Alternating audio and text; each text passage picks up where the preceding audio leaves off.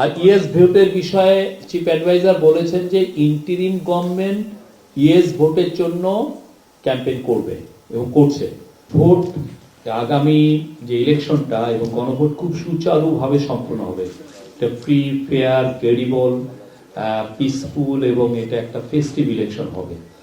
তিনি বলেছেন interim government এবং ইলেকশন কমিশন পুরোপুরিভাবে প্রিপেয়ার্ড আছে ইলেকশন ও গণভোটের জন্য, যাতে এটা সুচারুভাবে সম্পন্ন হয়।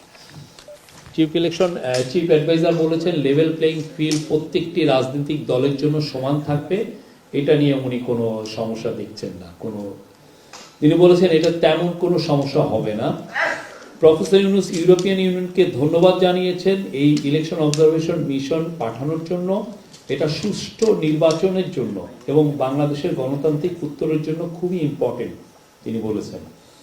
চিফ অ্যাডভাইজার বলেছেন দেশের ভালনারেবল ভোটিং সেন্টারগুলোতে বডি অন ক্যামেরা থাকবে। আপনারা জানেন সিকিউরিটি ফোর্সের কাছে বডি অন মানে বডিতে লাগানো থাকবে ক্যামেরা, ওইটা দিয়ে মনিটর করা যাবে যে কোথাও কোনো ট্রাবল হচ্ছে কিনা, কোনো ধরনের কোনো ল অ্যান্ড অর্ডার সিচুয়েশন কোথাও ডিটোরিয়েট হচ্ছে কিনা। এবং এটা একটা সেন্ট্রালি একটা অ্যাপের মাধ্যমে যুক্ত থাকবে, ফলে সেন্ট্রালি উপজেলা, জেলা, ডিভিশন এবং একদম ঢাকার থেকেই খুব সহজে মনিটর করা যাবে কোথায় কি হচ্ছে। সব সেন্টারে সিসিটিভি থাকবে, এর ফলে খুব দ্রুত ট্রাবল মেকারসদের আইডেন্টিফাই করা যাবে। এবং সাথে সাথে আপনি জানেন যে মিলিটারি থাকবে স্ট্রাইকিং ফোর্স হিসাবে, র্যাপিড রেসপন্স স্ট্রাইকিং ফোর্স হিসাবে থাকবে, তারা তখন এই র্যাপিড রেসপন্স করতে পারবেন।